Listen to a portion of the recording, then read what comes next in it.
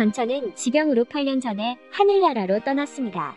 정말 사랑하는 사람이었는데 지병을 앓다가 결국 떠나버리니 너무 슬프고 공허해지더라고요. 다니던 직장도 그만두고 매일 밤낮으로 술로 지내며 그렇게 비정상적인 정신으로 하루하루 세월을 보내고 있었습니다. 장기간 동안 일도 하지 않고 그래서 모은 돈도 모두 다 써버리게 되었었죠.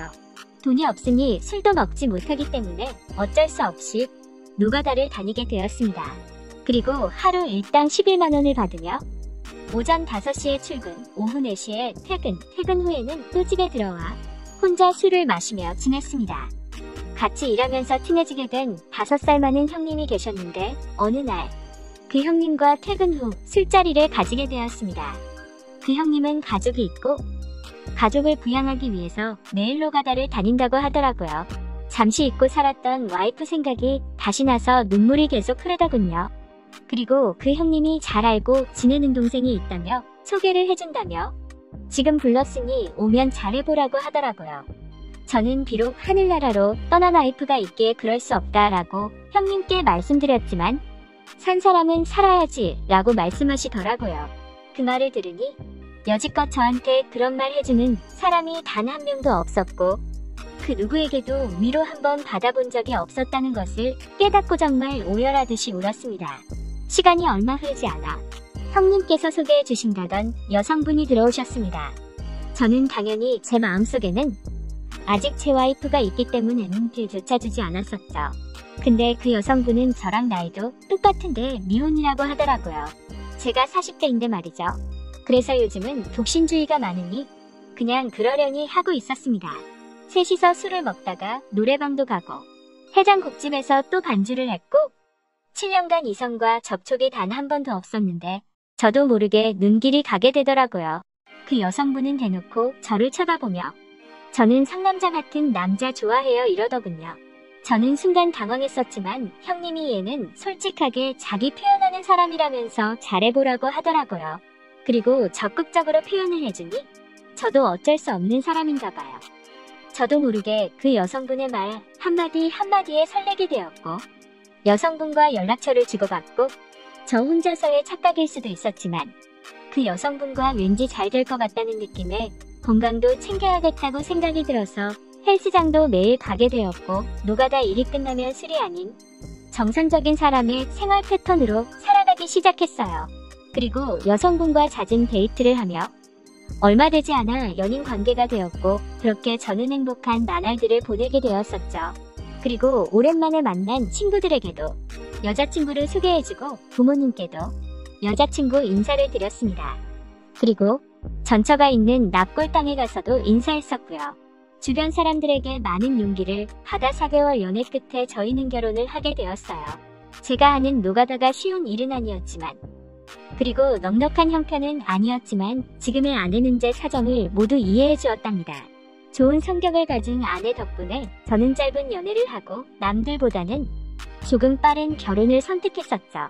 그리고 신혼여행을 다녀오게 됐는데 그 이후로 와이프가 해외에 맛이 들었는지 저한테 계속 해외에서 거주하는 게 어떻겠냐고 묻더군요. 이유를 물으니 자기는 한국에서 사는 것이 싫다고 하더라고요. 그리고 모아놓은 돈이 있으니 해외에서 자리 잡을 때까지는 충분히 버틸 수 있다며 말이죠. 저는 남자이고 가장이기 때문에 와이프에게 의존한다라는 건 제 스스로가 용납이 되지 않았어요. 근데 와이프가 지금은 직업이 없지만 과거에는 큰 쇼핑몰을 했었다고 하더라고요. 그리고 예전부터 꿈을 꾸고 있었고 하고 싶던 것이 있는데 해외에서 해야만 자신의 색깔을 읽어준다니 뭐니라고 하며 계속 저를 꼬시더라고요.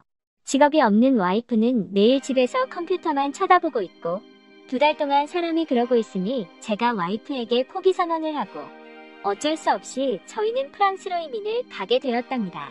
프랑스에 있는 난트라는 곳으로 저희는 이민을 가게 되었고 와이프는 해외 적응부터 하자며 어학원에 저랑 같이 다니게 되었어요. 그리고 저한테는 샌드위치 가게를 하라며 미리 만들어 놓은 레시피를 주며 밤낮으로 저는 샌드위치 만드는 것에 대해 공부를 하기 시작했고 3달 일하는 시간이 흐르고 남트 시내에 가게를 임대해서 샌드위치 가게를 오픈하게 되었어요. 지난 재산과는 많이 달라진 것 같고 오히려 더 건강한 삶과 건강한 생각을 하게 된 것 같아 와이프에게 많은 고마움을 느꼈습니다. 안에서 요리는 제가 하고 가게가 어느 정도 자리 잡을 때까지 와이프가 손님들을 맞이하곤 했죠. 장사는 노가다 하루 일당과다를 바가 없었지만 그래도 저는 너무 행복했었습니다. 현명한 아내, 그리고 낯선 곳에서 새로운 인생을 출발한다는 것에 행복함을 느끼곤 했습니다. 그러던 어느 날 한국에 있는 친구에게서 연락이 왔고 청천벽력 같은 말을 하더군요. 길동아, 내가 며칠 전에 야동을 보다가 너 와이프를 본 것 같아. 아직 아무한테도 얘기는 안 했어. 사실 너한테도 말을 해야 할까 엄청 고민을 많이 했었는데 그래도 너가 알아야 할 것 같아서 제 와이프를 야동에서 봤다뇨. 당시 저는 믿을 수 없었고 그래서 친구에게 거짓말 하지 마라, 닮은 사람이겠지라고 하며 당시 상황을 부정하려 애썼습니다. 그리고 저는 주방에서 샌드위치를 만드는데 겉으로는 괜찮은 척했지만 속으로는 저도 엄청 충격을 받았고 계속 부정했지만 제 겉모습에서는 이미 충격을 받은 듯한 모습을 취하고 있더군요. 사람 손이 어떻게 그렇게 벌벌 떨리던지 말이죠. 또 반대로는 과거인데 뭐 어때 지금은 아니면 됐지라고 긍정적으로 생각해보기도 했습니다. 싱글벙글 웃으며 손님을 맞이하던 와이프를 보며 제가 친구 말만 듣고 이런 생각을 하는 것 자체가 너무 미안하게 여겨져서 의심하지 말자며 스스로 다독이고 평소처럼 와이프와 오순도순 살아가게 되었고 샌드위치 가게는 저 혼자서 해도 될 정도로 안정적으로 운영이 되어서 와이프는 패션 사업을 준비해 한창이었습니다. 근데 그런 와이프를 바라보며 문득 드는 생각이 프랑스에 온 지 5개월째 지출 목록만 봐도 수천만 원. 그리고 패션 사업에 투자 비용만 2억. 여태 저는 와이프가 그 많은 돈을 무엇을 하면서 벌었는지도 모르고 살아왔었습니다. 현재 와이프를 만나기 전 저는 제 상황이 너무 악화되었었고 그렇게 옆에서 지켜주는 사람이 생기니 어떤 일을 했는지 그런 것은 저한테 중요하지 않았죠. 근데 같이 살다 보니 그리고 지출이 늘어나다 보니 의문이 들기 시작했었습니다. 그래서 와이프에게 조심스럽게 여보, 내가 사실 궁금한 게 있는데 어떻게 그 많은 돈을 모은 거야? 나 공장에서 15년 일했잖아. 15년 동안 악착같이 모았지. 그럼 이제 돈 다 써가겠네? 아니, 아직 반도 안 썼는데 라고 하더라고요. 아직 반도 안 썼다니 공장에 일하면서 200만원씩 1년을 모아도 2,400만원. 거짓말처럼 2,400만원을 15년간 모았어도 3억 6천만원인데 지금까지 사업 준비 비용이며 다른 지출비까지 포함하면 와이프 말대로 계산한 금액은 이미 다 썼을 텐데 아직 반도 안 썼다고 하는 와이프의 말 신뢰가 가지 않아서 한국에 있는 친구에게 다시 연락을 했습니다. 그때 너가 말하던 야동 혹시 동영상 가지고 있어? 검색하면 금방 나올걸. 내가 찾아서 보내줄게. 길동아. 그렇게 전화가 끊어지고 저는 친구 연락을 기다렸고 1시간째 지나지 않아 카톡이 울립니다. 친구가 보내준 링크를 들어가니 정말 제 와이프랑 비슷한 여성이 성행위를 하고 있었죠. 정말 닮았다. 진짜 내 와이프가 아니겠지 라고 생각하는 순간 손목에 있는 타투를 발견했습니다. 네, 제 와이프도 손목에 나비 문신이 있는데 동영상과 똑같았습니다.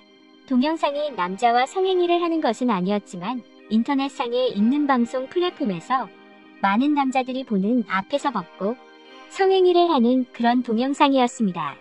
머리부터 발끝까지 제 와이프가 아닐 수가 없겠더군요. 충격이 꽤 컸지만 지금도 저는 와이프에게 얘기하지 않았습니다. 지금 같은 이런 오픈마인드 인식에서 과거를 따지는 것은 바보 같은 행동이라고 생각했죠.